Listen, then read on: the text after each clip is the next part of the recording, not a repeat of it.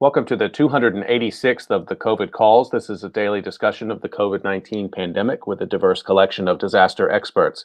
My name is Scott Gabriel Knowles. I'm a historian of disasters at the Korea Advanced Institute of Science and Technology. I'm coming to you live from Daejeon, South Korea. Today, I welcome Jenny McConnell Frederick, Artistic Director of the Rorschach Theater, to talk about theater and performance in pandemic times.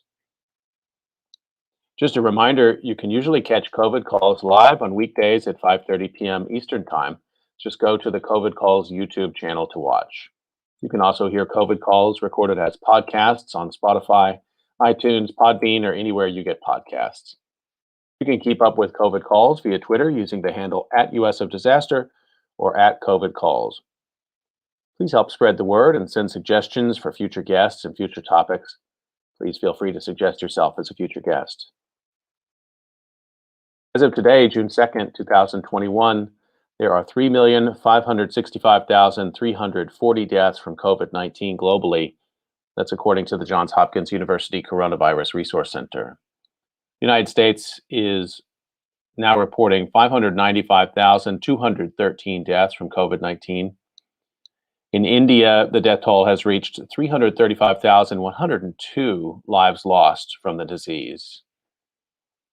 In Myanmar, they report 3,217 deaths from COVID-19, but only one death has been reported since the February 1st coup.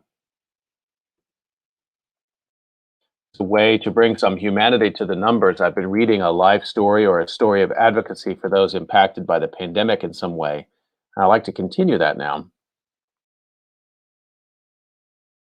Headline is Don Weaver, a longtime Seattle music teacher, dies of COVID-19 complications. This appeared June 26, 2020 in the Seattle Times by Tom Keogh. It was one of Don Weaver's most prominent former music students who announced his death from COVID-19 complications on May 11th, 2020 at age 87. King County Executive Dow Constantine, while expressing condolences that same day to local families who've lost loved ones to the coronavirus, specifically mentioned Mr. Weaver, a West Seattle legend. Longtime teacher who led a number of regional school music programs, Mr. Weaver directed multiple ensembles, juggling them in his impossibly busy schedule. After retiring, he continued to support students as director of the West Seattle Big Band, whose performances raised money for public school music education. His versatility astounded me, said his wife, Janice Weaver. He did everything, from playing marching bands down on the field to leading jazz bands, stage bands, choirs, orchestras, school bands. He did it all. He was not the kind of dad who took me hunting and fishing, says Doug Weaver, one of three children from Mr. Weaver's first marriage to Shirley Leonard. He was always busy with educating and with bands, which I was fine with. Father and son did, in fact, connect through music. When Doug, a drummer, found himself in school bands conducted by his dad. The younger Weaver has also been part of the West Seattle Big Band from its beginning in 1996, nearly all that time under the baton of Mr. Weaver until the latter left the organization in 2014. Don Lee Weaver was born to Chester and Ethel Weaver in Onalaska, Lewis County on May 18, 1932. He was named Don, D-O-N-N, not short for Donald, for a local radio announcer. His father played organ accompaniment for silent movies and vaudeville acts that came through Chehalis and Seattle. Don Weaver developed an interest in playing trumpet as a boy. It remained his primary instrument for life. Mr. Weaver graduated from Onalaska High School, then attended Centralia College. He received a music education degree from the University of Washington in 1954. He met his first wife while at UW. After an elementary school teaching job in Raymond, Pacific County, he joined the faculty at Vashon Island High School, then Evergreen High in White Center and West Seattle High from 1966 to 1978. When he started at West Seattle, there were just 11 students in the band. By the time he left, the program had grown to 80. With his customary modesty, Mr. Weaver, in conversations with colleagues, friends, and family, minimized his own role in that explosion of interest, as well as his mentorship of many students who went on to successful careers in music. Mr. Weaver moved on to another succession of high schools in Seattle, Franklin, Rainier Beach, and finally Ingraham, from which he retired in 1997. Asked why the teacher changed schools so often, Doug Weaver said his father did not like workplace distractions, and whenever they became a problem, he would opt to start over somewhere else. He didn't like school politics or school district politics, said Doug. He just wanted to teach. It was at Rainier Beach where Mr. Weaver met Janice Weaver. He was the new hire, the band guy, and I was the activities coordinator, said Janice Weaver. We married late. I was 49 and he was in his 50s. I was drawn to his honesty and sense of humor. He was a man of integrity. Mr. Weaver and his children were badly injured in a car accident in 1968. The trumpet player's lip was permanently damaged, and he no longer played as well as he had before. He focused even more intensely on teaching and guiding numerous music groups. Mr. Weaver has been particularly celebrated in West Seattle, not only as a game-changing music teacher and for his artistic shaping of the all-volunteer 18-member West Seattle Big Band, but also as a noteworthy figure in the tight-knit community. He was a recipient of the 2015 Orville Rummel Trophy for outstanding service to the community. For Mr. Weaver's survivors, who also include two sisters, daughters Christina Rupak and Diana Griffith, and a grandchild, it was his private qualities that made him an endearing man to respect. He was the wise, calm, steady one, Janice Weaver said. He had a thoughtful way of dealing with everything. He gave of himself, unstintingly, to causes he believed in. Groups that were struggling and needed a firm hand to get on track, he would always give of himself. He was always happy, always had a smile, said Doug Weaver. It didn't matter if you were the class clown.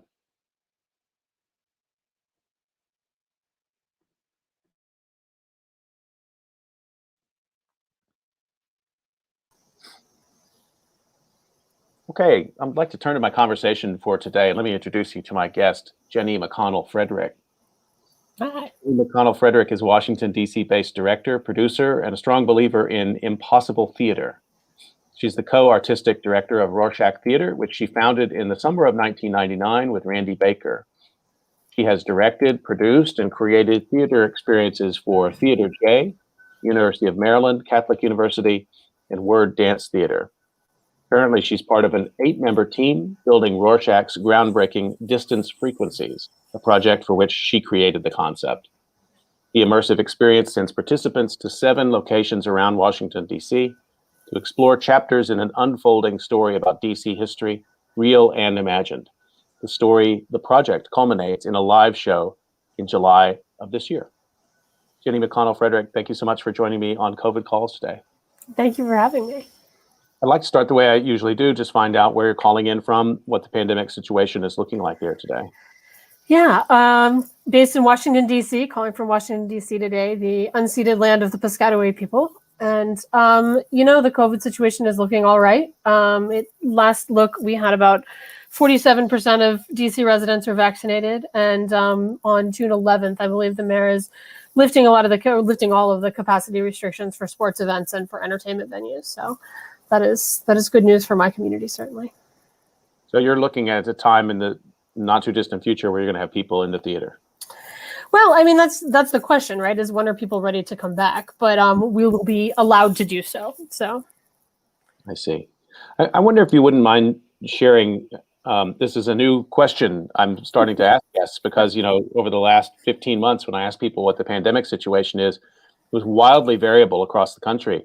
And now the answers are more similar, I'm glad to say, when I talk to people in the U.S. When I talk to people outside the U.S., it's quite different often. But I wonder if you wouldn't mind sharing what your strongest memory or association of last year is. Yeah, there are many of them. But I think one of the ones that really sticks with me and is meaningful to me personally is right at the beginning of the pandemic as things were shutting down, as school was closing. I have a 9-year-old son.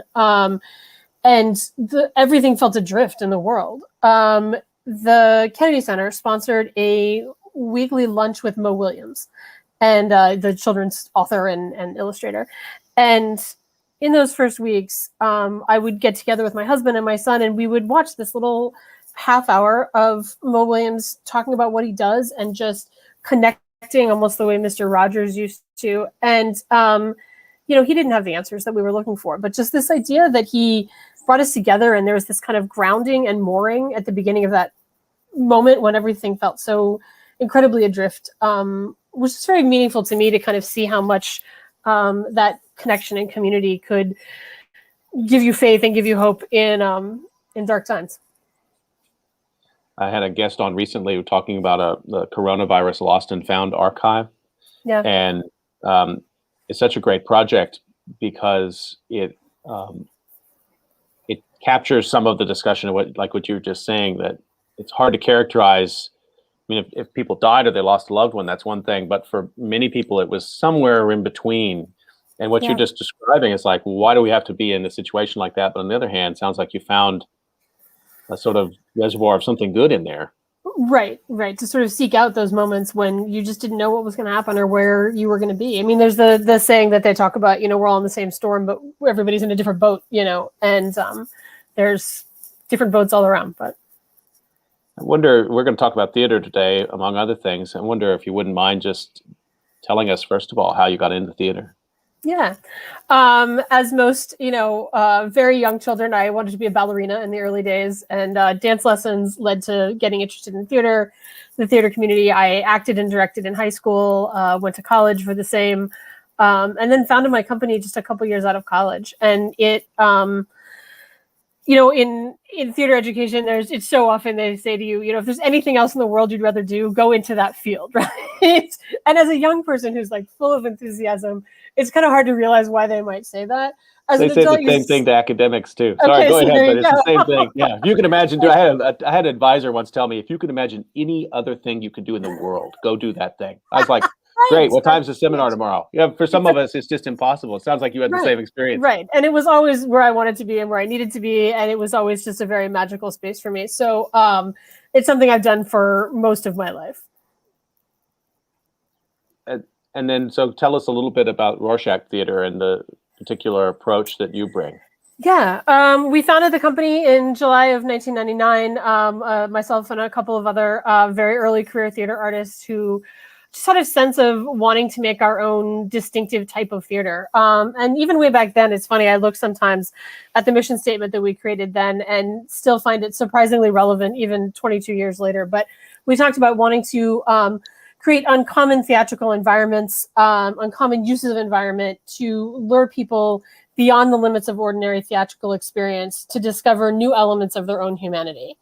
And in a way, that description really perfectly fits where we found ourselves in this moment. And it's just something that has grown with us quite a bit. So for us, what that means is using space in unconventional ways, putting the audience inside the experience in a way that's different than maybe your traditional experience, where you're traditional proscenium experience, where you're seated and you're looking at the actors far away.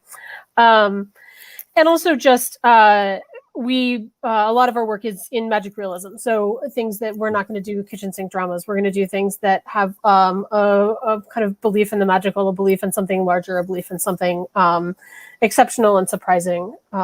So those are two of the hallmarks of our work. And you were in the middle of a production when the pandemic broke out last year? We had a production planned for the spring. So we were incredibly lucky. We were one of the few companies that actually was able to close a run in early 2020. We had done our first musical and closed that at the March 1st was our closing date. So it was just a fluke of timing, but we were able to finish the show of our season. We did have a spring show that we then had to cancel, and quite a bit of programming after that. So it wouldn't have been possible to imagine how to bring the spring show up on Zoom? No, I mean, we've talked about it and we spoke to the playwright about it, but I think that was not really any of our aspirations for it. I mean, what theater does is so important and valuable in the presence and the live that it's just not the same in Zoom. And Zoom has its merits, right? Like, it has made theater accessible in a way that it wasn't before. It's allowed people to explore new companies, but it wasn't right for the way that we would have wanted to tell that story. Well, how would you characterize your place in the community? Because I'm curious, for arts institutions that had to close, and this also includes museums, and I guess universities by extension, they have an important role to play in their community, both local but broader community. And for them to just shut down all of a sudden, I don't think people have fully taken stock of what that meant for local communities at an economic level, at an artistic level, at a sort of community sort of safety net level. The arts work in a lot of different ways. Right, right. And that was the big question among, my company specifically, but the community at large is, what are we here for? What are our tools when our tools are being taken away? All the power to gather was suddenly this thing that we couldn't do anymore. And that was our chief superpower, was to be able to gather people together. So we talked and we thought a lot about it. And I think one of the first things that we knew we wanted to do was provide visibility, to say we're still out here, and we're still living our lives. We're still making art in some way. We did some early video projects with our artists where we talked about impossible theater, which is theater with exceptional stage directions that seemed like they couldn't be staged. And so we chose some of those from past shows and asked our company to create 60-second videos that spoke to what that moment was, and just to create imagery. We called it Indelible. And it was a way of saying, we're out here and the art that you love still exists, and the people who make it still exist in the world. And though we are not essential in the way that your doctors are essential and your grocery store is essential, what we were bringing to your life is still valuable, and we're here for you. So that was part of it. I think just creating community and connection as we started to think about what our next project could be and how we could give back. It was like, how can you connect when you can't connect? What are the ways and the tools that we can bring people together? And then just instilling hope, right? I mean, hope, perspective on the lens of history and where we land in that, and just having hope for the future. So those are the kind of three things that we said we wanted to be. Did you get caught up in this problem of the sort of rolling calendar of possibility that we saw through the summer? It's like, well, things will be back open, things will be back open. I wonder what that sort of meant to you all as you're planning. Yeah, I mean, we talked about it a lot. We had new conversations every 2 weeks about what it meant. We were very lucky, though, because we are somewhere between, we're not a large company, but we're not the smallest. And so we have a different kind of flexibility than some of the others. So we were able to kind of just say, look, we're going to wait and see. And we, came up with 2 or 3 different sets of prospective dates, but we knew that they were all very tentative. But because we have a small staff, we weren't in the same position to have to lay people off and to make some of those bigger decisions that were being necessitated by this constant shifting calendar. So it was very different depending on what scale of company. Right. Well, you were kind enough to share with me one of the video projects that the theater put together, titled Things I Can Hear on a Tuesday from My Back Porch in Baltimore During La Quarantina, which, first of all, I just love the title, and have watched it through a couple times now, and it's really tremendous. And we're going to show it now, thanks to you and your colleagues allowing us to do that. I wonder if you could just set it up for us a little bit. For sure. We have a program we've done for many years now where we workshop and develop new plays with playwrights. And we had reached out to a playwright that we know based in Baltimore, Heather Ruth McDonald, and just said, what are you working on right now? And she said, well, funny you should ask. It's not a traditional theater piece, but I've put together this text, these pages of text, this monologue about what my experience is in this moment in the pandemic. And as soon as we saw it, we really just immediately fell in love with it. But I knew that even though it was written by one voice, it was really so many voices, and it captured so many different angles in what everyone was feeling at the moment, and where our fears were, and where humor lie, and faith, and all of those things. So I decided to bring it together with a whole series of actors, mostly DC and Baltimore based, but even a few as far as Malaysia. And we just, I gave them some guidance, and we talked about kind of some logistics around how to record yourself, but I really wanted them to find their own moment and find their own space, and to see where this piece hit them. So they each recorded the full piece, and then we edited it together so that you can kind of see different pieces. And that was really the hardest part, because there were so many beautiful moments in each of their interpretations, but to find the ones that spoke together and kind of sang was what we set out to do. That's amazing. So it's one text, and then you basically brought on board actors in different locations. Right. They all did it, interpreted the setting for themselves, and of course, inflection, however they wanted to do it. And then you spliced it together as a continuous. Right. I worked with an editor, Carlos Brennan, but yeah, I guided him to where to edit it. But yeah, for sure. And this idea that I'll show it, but in a second. But this, a lot of listening going on, a lot of people sort of stuck indoors or stuck on their porch during that time, and this sort of wild attentiveness. I mean, the exuberance, I think people may forget, that people describe, like, I was outside today for 2 hours, and I heard we had those kind of conversations back in April and May of last year, didn't we? Yeah. Oh, it was. Yeah, it's amazing how it has evolved, like what your experience is, for sure. Well, I'm going to do a couple of technical things here and get this going, and we can show this. And Right.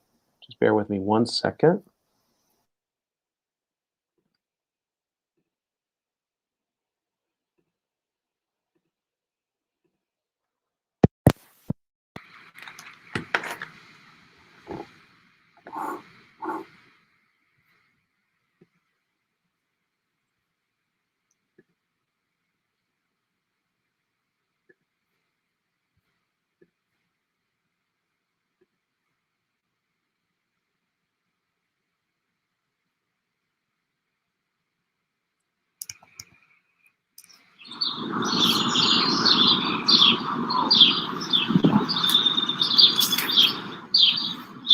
Rain, birds, dog barking, more birds, moonshine, children laughing in the alleyway, woodpecker, garbage truck, someone talking to their mother on the phone. She's yelling now. In a weird role reversal, older grown children yelling at their much older parents. Stay inside, wash your hands, go to your room. Thwack, thwack. Chinchi skipping rope on her porch. She lives 3 doors down, yet we only met yesterday. Thwack. She skips rope for an hour. She asks if it bugs me. It doesn't. It's nice. She works at home alone. Her housemates, a nurse and a barista, work other places. Someone plays the new Dixie Chicks. Someone is coughing. Hard. Hard. Across the alley. Someone is humming. 2 doors down in the other direction. Rhonda, always in her garden humming. It sounds vaguely familiar. A hymn, one my grandmother sang about glad mornings and flying away. Trying to remember the words. There's a home in celestial shores. Quack. An ambulance siren. And hemmed. Yes, our neighborhood. Oh, it's coming closer. The ambulance turned down to the block. Union and 37th. Everyone stopped. Even the birds stopped. Waiting to hear. What house? What home?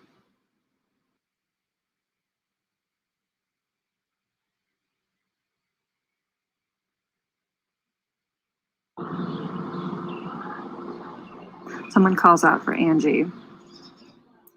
Someone lights a cigarette. Someone whispers a prayer. Well, actually, that's me.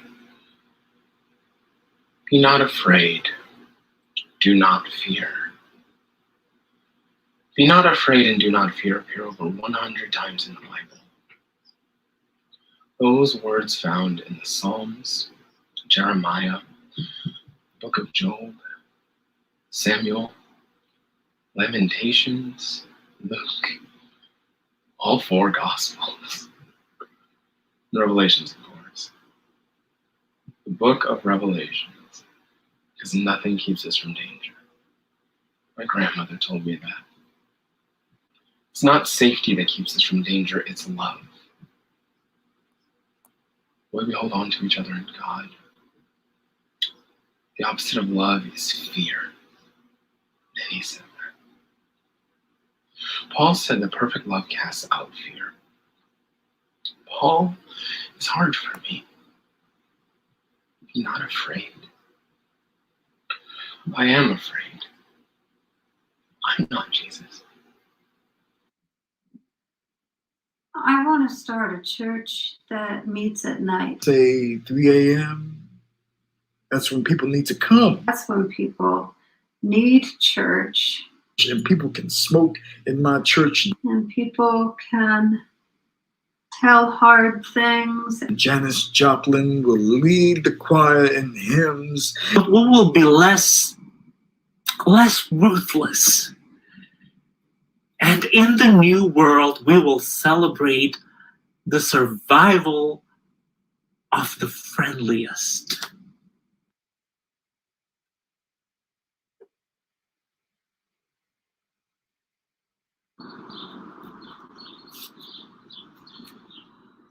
Ambulance stops at the end of the block. Guilty, we all exhale, relieved and sad. Gingy goes inside, dog barks. Someone's crying. Someone turns on a TV. CNN, Wolf Blitzer. Does he ever sleep? And Andrew Cuomo, sigh, what a hottie. The wind chimes, the birds. The end of the day with no hum of traffic. August in the kitchen making dinner. Me wondering if I should color my own hair, since it turns out my natural hair color is dead mouse. Someone lights a cigarette. Someone plays a cello. We try being defiantly hopeful. We try to love the world. We try to determine the content of our days. It's game night next door. They're playing Scrabble. It's a raucous game with laughter and pieces flying. And it turns out Zergle is not a word. And then it's night. Dark and quiet. So very quiet. Listen. Listen. Close my eyes and listen to my own breathing, to my heart beating. Everything is humming. Everything's a vibration. Like Qigong breathing. Everything. A frequency all around us.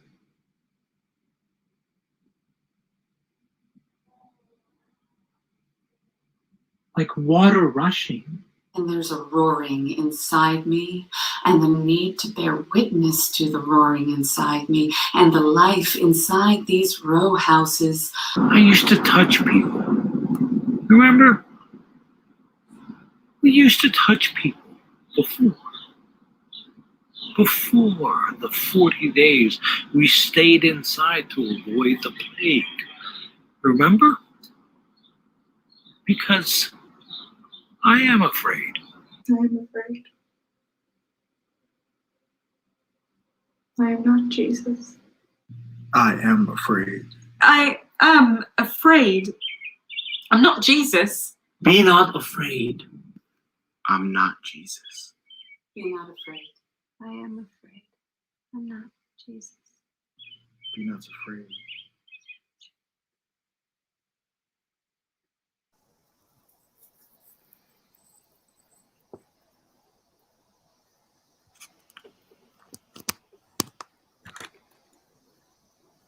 Well, that's powerful. It's really beautiful. I love the 3 a.m. church. Stays with me every time.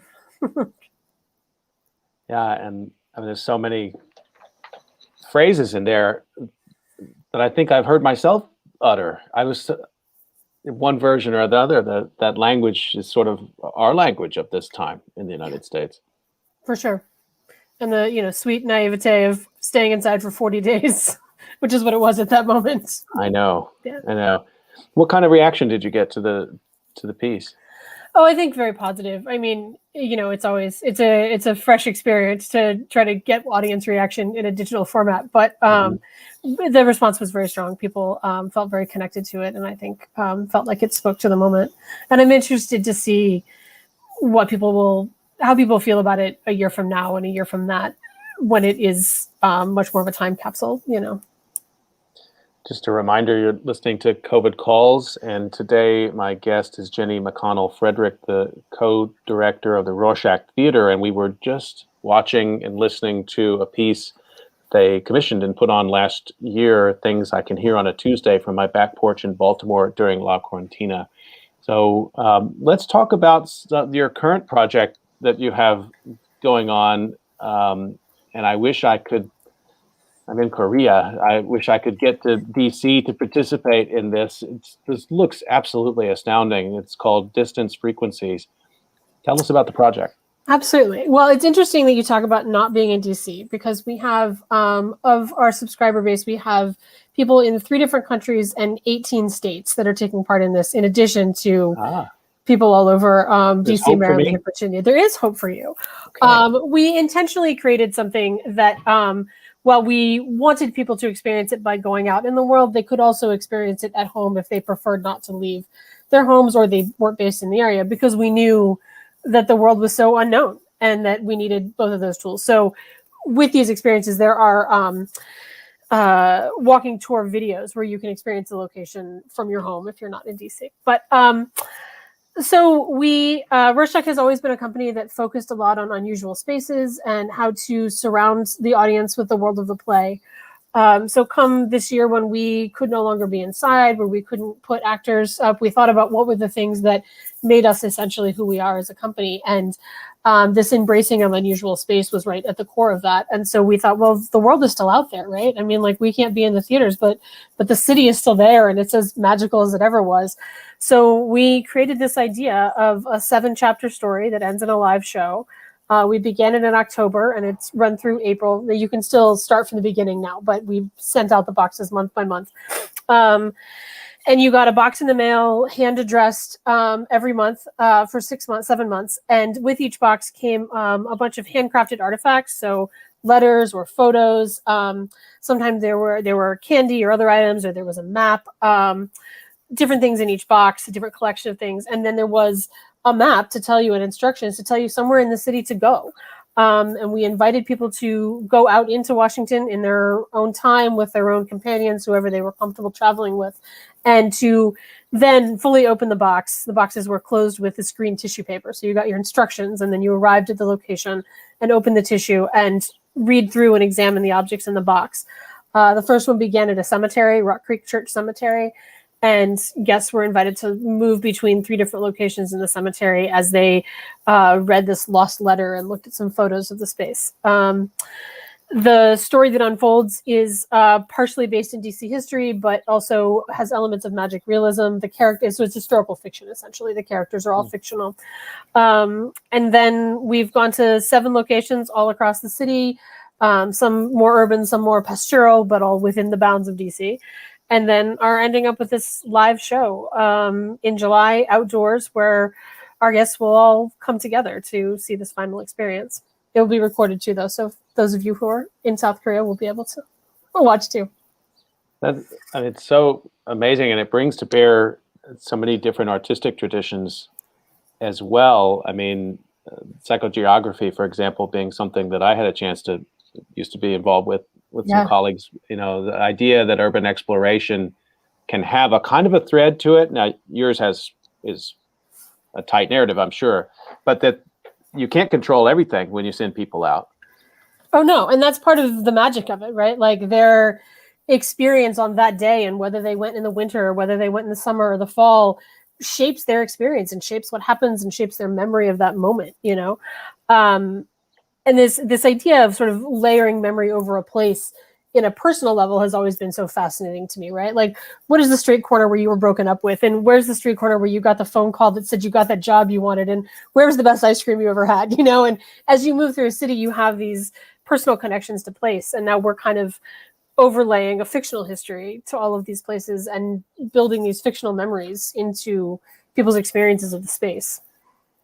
You know, that really sticks with me at a lot of different levels. One is, again, coming back to what we were just talking about a moment ago, in the absence of being able to walk down your favorite street, or not to being able to do it when you want to, or doing it with some fear, or that alleyway that you usually cut between, you know, two main streets, or the bodega that you went to, or everybody who lives in a city or in rural places too, have those byways that are meaningful to them for whatever reason. And then March and April of last year, it's like, now we shouldn't do that. And all of a sudden people were talking with great love and care about places that are pretty mundane. Absolutely. Absolutely. And that's what we found, you know, that and part of it came out of just what I was doing with my own family. Like, to maintain sanity, we would look up places nearby that we felt like were going to be distant enough from other people and that we could spend time by ourselves. And so we explored a lot of new places that way. And then it really just became a gift that we could give the community to kind of curate these experiences, to say it's okay to leave your house. And by the fall, when these were rolling out, I think most people felt like we had enough information on how to go out of doors safely, and you were no longer necessarily in your backyard, but you still couldn't engage in any of the ways that you had ever before. And so it just provided this experience that was so different than what people have had in the past. The Washington Post ran a piece about it, and I'm just going to quote a couple lines from the piece. It's a nice discussion of it, and then they talk about the vision of the theater company in general being one. I think they're quoting you here, putting audiences in the world of the play and surrounding them with that world, and you can't do that on Zoom. Reiterating what you and I were talking about earlier. Right.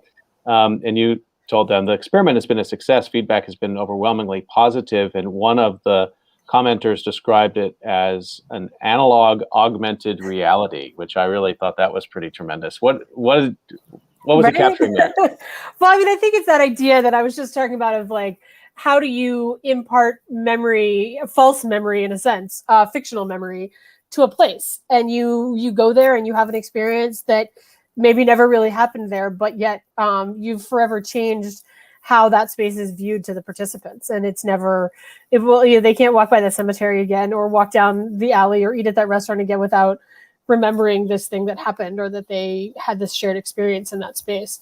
And it really just very much shaped how we built the project. It is asking a lot of the audience, isn't it? It is, but what's interesting is that, well, I mean, in some ways, it connects so beautifully to our name. I mean, right? So we chose our name for the Rorschach Inkblot test, right? And to oversimplify it, you are what you see. Whatever you see says more about you than it does about what you're looking at, right? And this project is that in every way. You know, there are guests who have gone to the cemetery and spent hours looking for the characters among the headstones. They're not going to find them. It's a historical fiction, but other people, you know, go with their friends and casually experience the project, but they grab a coffee around the street, or they find some other intersection with their city that they've never seen before. Lots of people have told us that they've lived in the city for years, and that we have set them on paths to discover things they didn't know were there and hadn't seen before. And I think people are shocked by that. The other thing that was amazing was the way that people have connected with each other. And I mentioned the green paper that's in these boxes, and numerous people to us in surveys. And then we do these monthly Zoom salons where we bring everybody together that wants to have a dialogue, so that we can talk about what they experienced and hear what they thought, and they can talk to each other.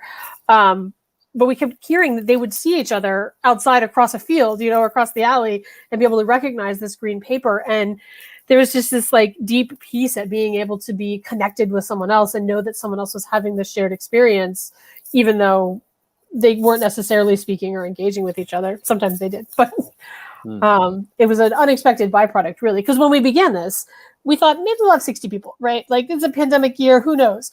And now we have like almost 450.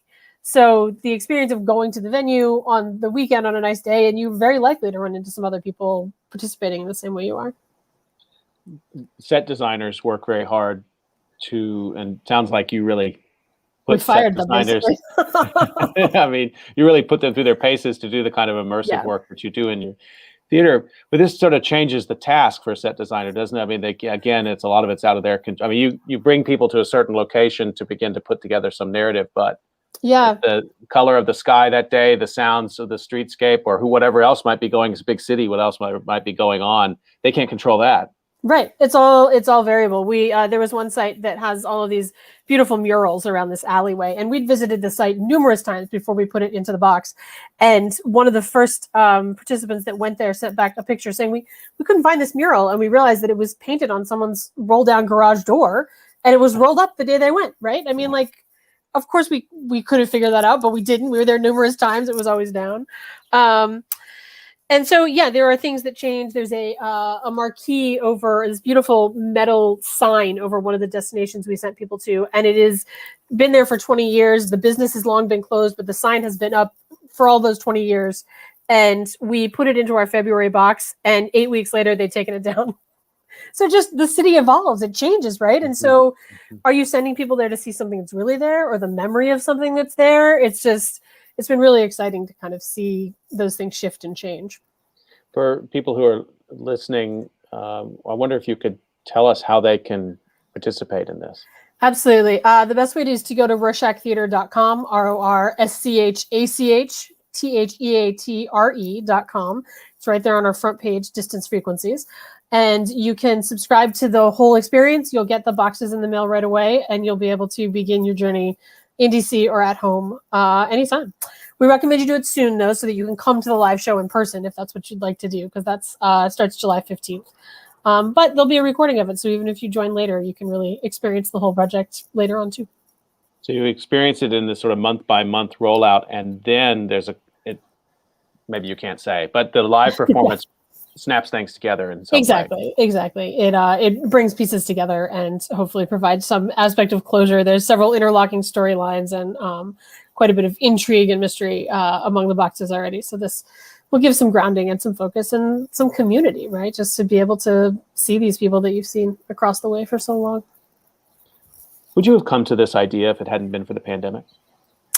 Not exactly in this way, or we might have come to it and said, well, that's not going to fit in with our season, and we have, too many obligations already. And even as a small, fairly nimble company, there's an expectation that you're going to put on shows and they're going to be a certain way. And I think what the pandemic gave us was a kind of liberation, and I think there's so much of a dark side to this moment in history, right? In this moment in time. So I'm always leery of sort of expressing this aspect of it. But for us, there was a lot of liberation, right? It allowed us a creative freedom to experiment and to play and to do something that we probably wouldn't have done under other circumstances. The pieces all add up because they're all a part of who we were already. But I don't know that we would have taken this leap outside of this moment. I mean, I appreciate your qualification. We should come up with a name for this statement that we all need to make. Like, right. I'm about to say something which is positive, but before I say that, let me acknowledge that this has been a terrible time. And now let me talk about this amazing creative thing that we did.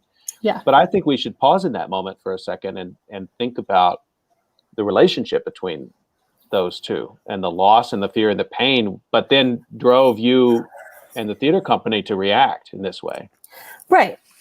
And the payoff was just so enormous. I mean, people would literally say to us, this is my self-care. Every month I get this box and I treat it like self-care, this experience to stop what I'm doing and to go out in the world and to experience something new. It's a reprieve from the stress of my life, and it's something I can share with my kids. Just all of these things that were so much bigger than what we had even hoped for at the beginning. I'm glad people were giving you comments. Of course, it's the historian in me. It's like, I really hope you're keeping and archiving those comments, and particularly the ones that are describing that first box, because I can only imagine that so the first chance people would have had to do this was last September? October. We went out the end of October, so beginning of November. I think for a lot of people, even in my own family, that might have been they would have been outside maybe. Right. But there'd have been one person in the family deputized to go to the grocery store. Right. We were not yet at the point at which everybody would be going out together to do something, unless it was just to something local that they knew they could control the environment. Right. And so we tried to give as much information as we could about what people could expect at certain sites. We did eventually go to sites that were a little more populated, but we let people know that in the instructions in advance, and if they chose to do the at-home experience for that one, they could. One of my favorite comments was in our first salon, and a woman just said, the day that I did this box was the best day I've had in a really long time. and to just understand that you've sort of shaped their trajectory of their pandemic experience is really meaningful. I'm sort of thinking this may be the first theater production in which you had to consult CDC guidelines before you enacted But certainly not the last one. But no, definitely not the anymore. last. But yeah, no, absolutely. And we had well, I mean, one of the locations that we had picked out is this wonderful little miracle of architecture called the Summer House that's on the lawns of the Capitol building. And we picked it out, you know, back in the summer. We discovered it and it was beautiful. And we were going to send people there because it was this hidden treasure. Well, the previous administration roped off the Capitol. Then the Capitol became only more, you know, impossible to access. And so just the city changed and we had to change with it and move with what the guidelines were to keep people safe and just what the city needed and wanted. So Go ahead. I mean, bringing back that, you know, that timeline and the Black Lives Matter, you know, actions of last year in which the city was being redefined literally day by day, depending on the city. That must have been also in your mind as you're imagining this experience. It was. I mean, and just understanding what we, the way that we wanted this story to play out. We've created a cast of very diverse characters. The actors we use to record things to try to, and our creative team is very diverse, and to try to speak to this need for everyone to have a voice and this need to create in a way that is equitable. So I think in our creative process, absolutely, in terms of just what was going on in the city, I think, you know, things had calmed down a lot by the fall. It was not quite as, you know, it wasn't quite the same choice to go out on the street as it was in June or July last year. So we felt prepared to send people there. But yeah, it was definitely a part of our thinking. Talking to Jenny McConnell Frederick on COVID Calls today, and Jenny is the co-director of Rorschach Theater, and we're talking about this quite amazing production that they have underway, Distance Frequencies, and you can check that out at their website, rorschachtheater.com, and I put the link up there, and you can find it very easily, and you can learn more about it and how you can participate in it. So just a more general question, I guess, Jenny, would be about how you think theater, particularly theaters at the scale that you're operating, what kind of changes do you think are going to stick from this time? Are people going back inside the four walls to watch something happen on a stage or not? I hope so. I mean, there have been so many interesting things that have come out of this year. There's a playwright named Bob Bartlett who lives up near Annapolis, and he wrote a play and staged it in his backyard last fall. And it was staged around a fire pit, and he had, you know, like 15 people come up there every night and sit in their chairs, and it was just this like liberating and magical experience that like wouldn't have happened otherwise. Like he wouldn't have staged a play in his backyard, right? Like that would seem ridiculous a year ago. And yet it was something that people were just hungry for, and they came to. It was mostly the theater community at that point, but just to be able to have that experience in a way that was so different. There's a show going on now with a company called Solus Nua, called, I think it's In the Middle of the Field, and they are doing it outside. It's one of the first live shows that's happened in DC from a, you know, company. And people have been, you know, they've met their ticket sales goals, and they still have 2 weeks of the run, and people are ready for it. People want to come out. Now, whether or not inside the four walls is a different matter, right? Because they are literally performing this play in a field. And so seeing whether people are ready to come inside or not, I think remains to be seen. The Shakespeare Theater is doing a project right now that is doesn't have actors, but it's audio based, and they've extended it twice. So I think we're seeing signs that people do want to come back, but I think once everyone's producing at full volume, what does everyone really look like? And what does that mean for capacities in a city with 80 some theaters? And it's an open question.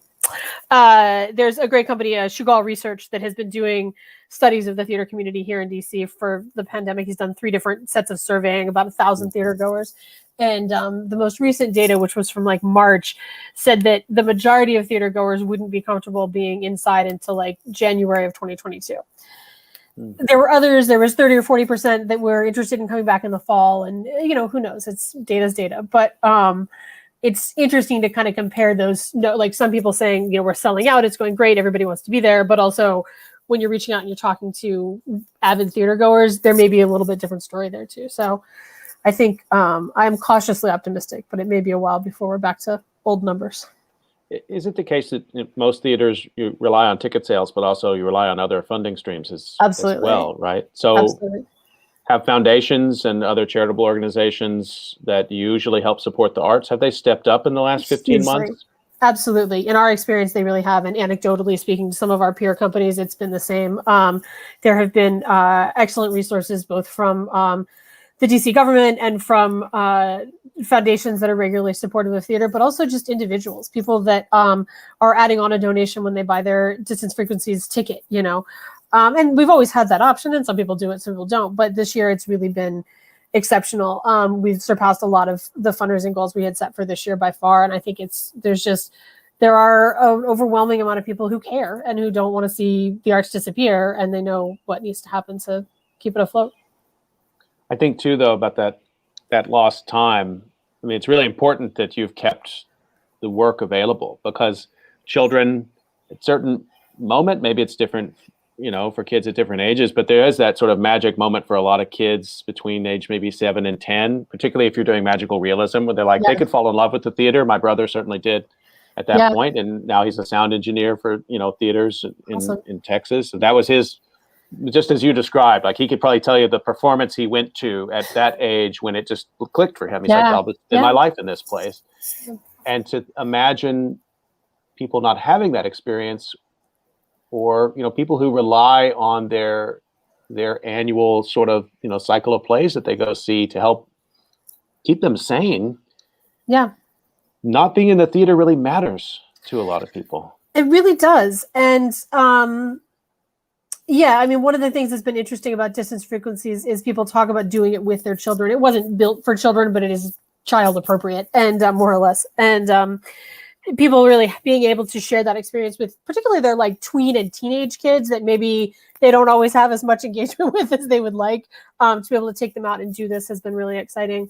Some of the other small companies, not small, theater for young people companies, have done some cool things. My son took part in a immersive spy project on Zoom. And so he got to be a spy in training and sort of have this experience with this other company. And it's fun. I mean, I think he would have liked it more if he hadn't been doing 3rd grade on Zoom as well. So it becomes a lot, but yeah, it's important. So I wonder, maybe we've got a few minutes left. I wanted to ask you a little bit, maybe ask you, let's speculate on behalf of the whole world of theater. So that's the kind of a tall order, but maybe just how you're thinking about it right now, how the themes of this last 15 months are going to start to appear in creative work. I mean, they already are, I think. But we've talked a bit about how you had to modify the format. Right. But we haven't talked as much about what themes from this time might make their way into work. I think we need art to help process what we're going through, what we've been through. Absolutely. Absolutely. Yeah, I was thinking a lot about kind of what my experiences were with processing real world experience through theater. And a couple of things. When I, in September 11th, 2001, we were like 2 days away from opening a production of JB, which is the story of Job. And obviously it was just, you know, a kind of dark synchronicity. But what happened then and what we found our audiences experiencing to hear this story of suffering and ultimately redemption and what that meant for them during that time was just really compelling. And it's what theater should be about, right? And then I was also working at Woolly Mammoth Theater Company at the time. And exactly a year later in 2002, they did a brand new, very raw play by Craig Wright called Recent Tragic Events that was about September 11th. You know, it had been written in the 6 months following it and was produced 6 months later. And that is very hot, fresh theater, you know. And I think just being able to contextualize what has happened, to be able to capture and keep in kind of a time capsule what those experiences are, and then to validate the variety of experiences that people have had in this pandemic. And those are stories that we can tell, right? I mean, like what ship were you in on this ocean during the pandemic? And whether we're sharing a ship story that is relevant to you or one that is very different from you, I think that's what we're here to do. It's been such a strange disaster in the sense that a lot of the suffering has been behind doors, right, in intensive care units or in nursing homes. I mean, we've all been sort of distant in our lifeboats through the last spring and in the right. summer, those who were lucky enough to not have to go to work. And so it's a challenge, I think, narratively. I've been thinking about this a lot, like how are filmmakers and playwrights and how are theater companies and actors going to bring those experiences to life when they have been so private and personal? Because you talk about September 11 and it's an event, and of course it meant something different to everyone, but Right. the whole world watched it in real time. And so there is that sort of shared basis of like sense making. You don't have to explain that much.